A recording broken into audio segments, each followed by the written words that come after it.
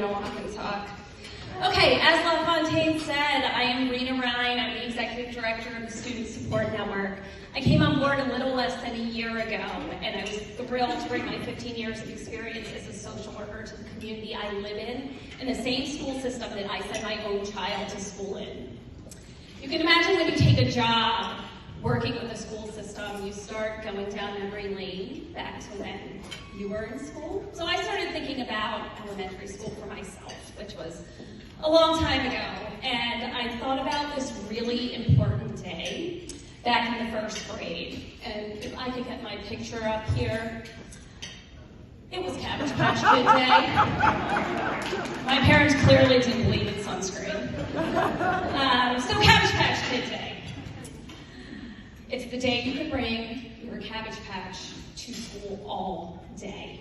Does everyone remember these dolls? Yeah. You either had one or you bought one for your child.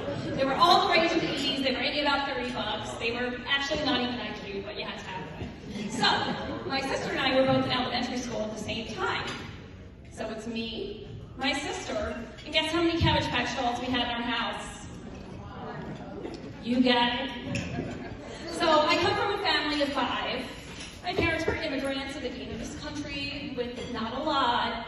My oldest sister at the time was actually getting ready to go to college, so that wasn't a real easy financial feat for our family. My dad was the sole breadwinner, so basically we had to share toys. Not a big deal. Until Cabbage Patch Kid Day.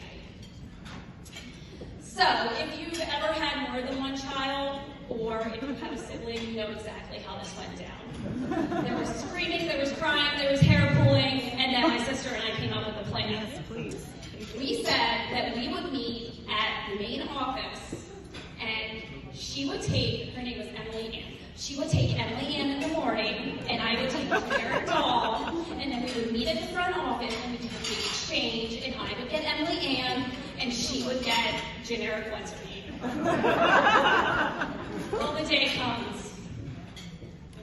I know y'all are on the edge of your seat.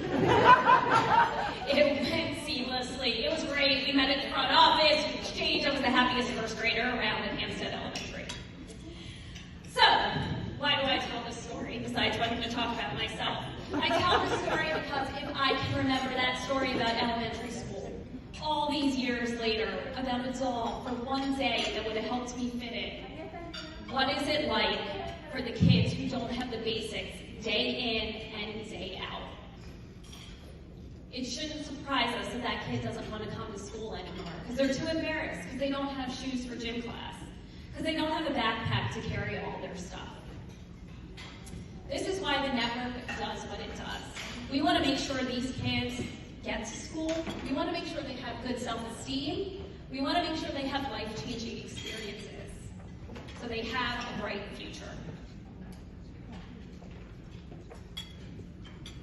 So, we are going to answer the call to grow. As it's been said already, we're trying to grow from 13 to 20 schools. That's what we feel. It's ambitious, but it's realistic for us. We, of course, are going to need extra investment to make this happen, which is why we have you all here today. I should get a slide up here. We're embarking on a campaign to raise $500,000. The campaign is called